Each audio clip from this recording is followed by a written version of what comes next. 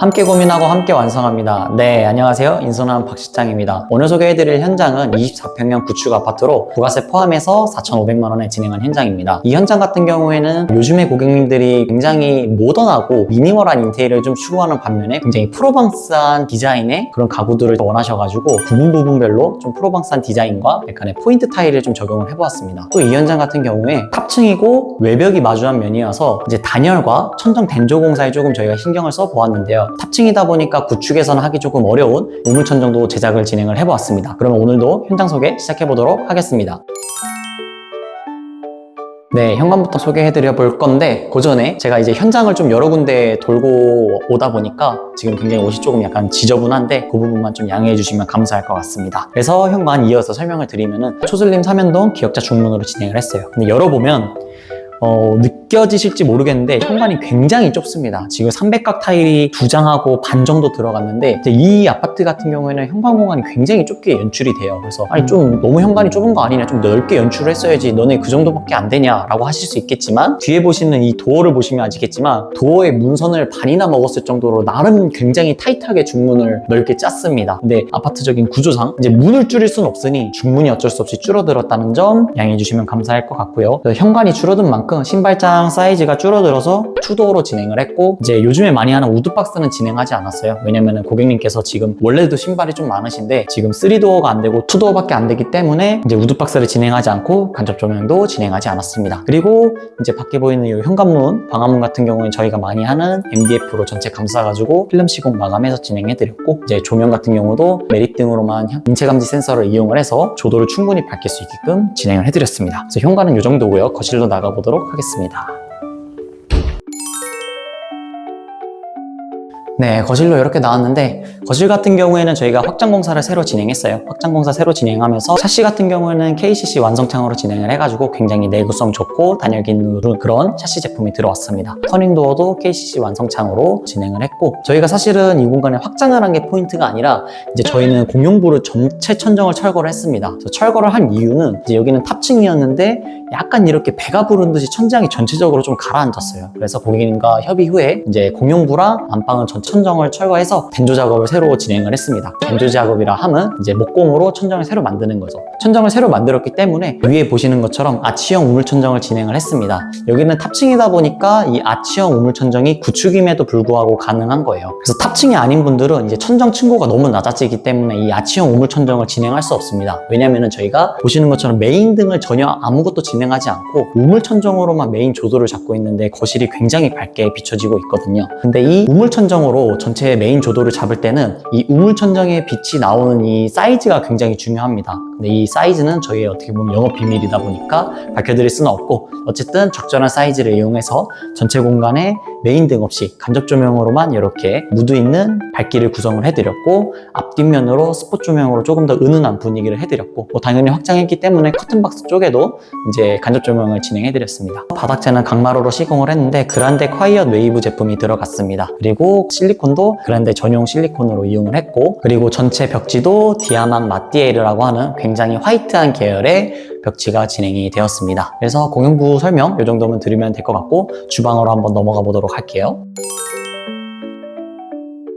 네, 주방으로 들어왔습니다. 주방을 설명드리기에 앞서서 이거 펜던트 한번 좀 설명을 해드릴 건데, 고객님께서 굉장히 고급스러운 디자인의 펜던트를 설치를 해주셨어요. 근데 이제 불을 저희가 끄고 진행하는 이유는 이제 빛 번짐이 너무 심하게 들어가더라고요, 렌즈에. 그래서 지금 꺼놨고, 화면상에는 아마 그림자도 좀 강하게 연출이 되는데 이제 실제로 눈으로 볼 때는 그림자가 거의 없다시피 할 정도로 거의 앉아 있습니다. 그래서 그 부분 조금 감안해서 봐주시면 감사할 것 같고, 이제 주방 같은 경우에는 조명을 매립등으로 진행을 했습니다. 뒤편에 보시면은 전반적으로 밝게 진행을 했고, 약간 복도처럼 활용할 수 있는 이 공간에는 저희가 약간 모서리로 몰아서 세개세개 이렇게 조명을 진행을 했어요. 왜 이렇게 진행을 했냐면 고객님께서 뚱랭을 좌측에다가 배치를 하실 거예요. 그래서 뒤에 보시는 것처럼 냉장고장이 짜져 있지가 않죠. 그렇기 때문에 냉장고 위에 조명이 들어가면은 냉장고가 조도를 굉장히 많이 잡아먹습니다. 한쪽 끝으로 조명을 좀 밀어놔서 전체적으로 조도를 갉아먹지 않으면서 조도를 유지할 수 있는 방법으로 채택을 했고, 이제 뒤에 보이시는 이 가벽, 아마 이제 일반적인 투베이형 아파트 구조에서 볼 수 없는 레이아웃 레이아웃의 싱크대인데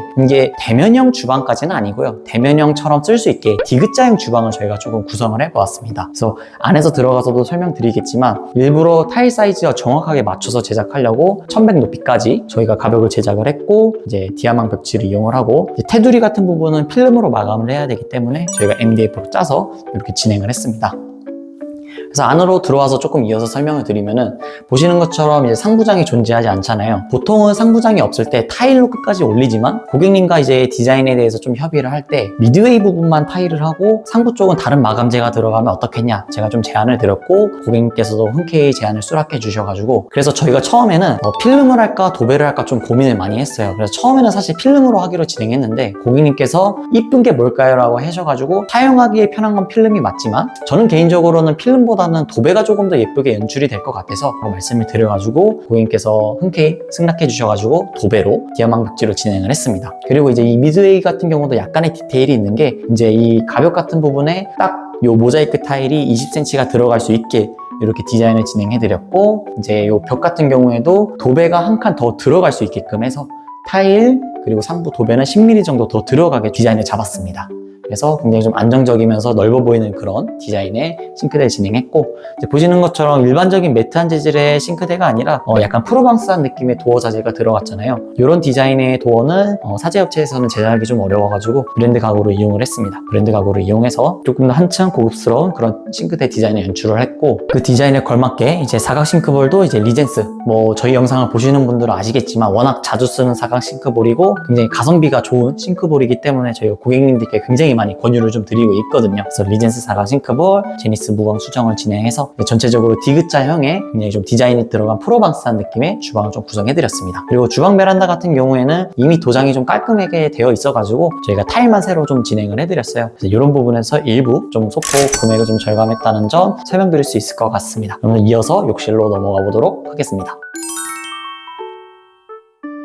네, 욕실에 들어와서 시작을 했습니다.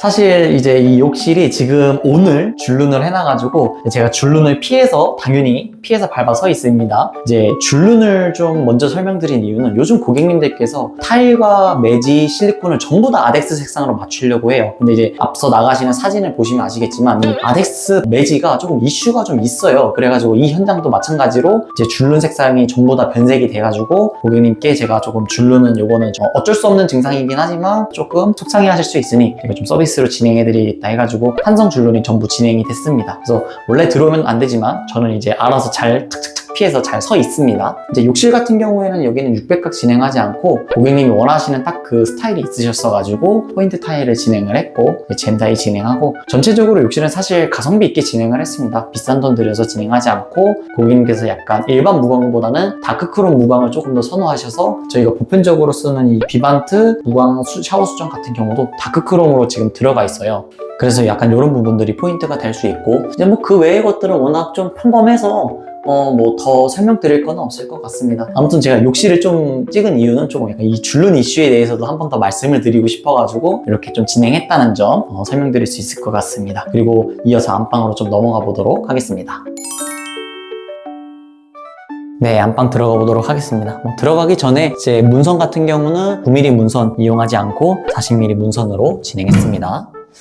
네, 안방으로 들어오면은 보시는 것처럼 아무것도 없죠. 네, 맞습니다. 여기는 이제 가구는 진행하지 않고 붙박이장 가구는 입구방에서 진행을 했어요. 그래서 입구방을 드레스룸으로 사용하시고 안방에 들어와서 제가 설명드리고 싶은 거는 이제 이쪽 면이 외벽면이거든요. 그래서 외벽면 같은 경우에는 천장까지 전부 다 단열재를 넣어가지고 저희가 단열 작업을 시공을 했고 여기도 천장이 쳐져가지고 전체 철거를 하고 이제 천장 벤조 작업을 새로 진행했습니다. 그래서 어떻게 보면은 전체적인 금액에 비해서 이런데 붙박이장이 하나라도 있어야 되지 않나 싶겠지만 이 붙박이장이 이제 입구방으로 가 있습니다. 그러면 제가 입구방으로 이동을 해보겠습니다.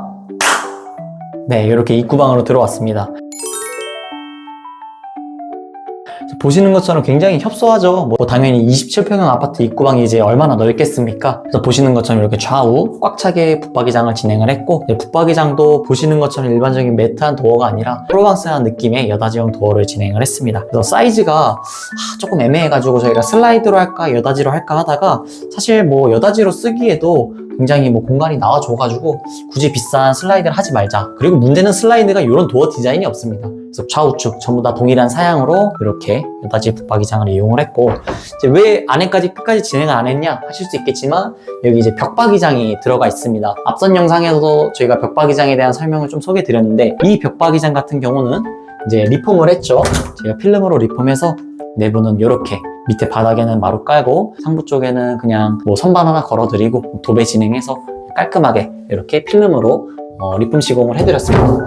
이렇게 했을 때 이제 아무래도 새로 제작하는 것보다 훨씬 더 비용을 좀 절감할 수 있다는 장점이 있겠죠. 그러면은 이 정도에서 오늘 현장 소개 맞춰보면서 마무리 멘트 드려보도록 하겠습니다. 네, 오늘 어떻게 현장 소개 좀 재밌게 보셨나요? 물론 제가 늘 말씀드리는 함께 고민하고 함께 완성해낸 그런 현장이지만, 이 현장 같은 경우에는 고객님께서 특히나 저를 좀 많이 믿어주셨어요. 그래서 공사 전중 후 모든 과정에 있어서 저에 대한 신뢰로 제가 특히나 더 막중한 책임감을 가지고 고객님께 더 보답시켜 드리려고 굉장히 많이 노력한 그런 현장입니다. 그래서 결과물로도 굉장히 완벽하게 만들어냈고, 고객님께서도 굉장히 만족해 주셔서 저도 굉장히 마음이 좋았던 그런 현장이었던 것 같네요. 그러면은 이만 인사 올려드려 보도록 하겠습니다. 다음번에 좀 더 좋고 재밌는 그런 현장으로 돌아와 보도록 하겠습니다. 감사합니다. 인선함 박실장이었습니다.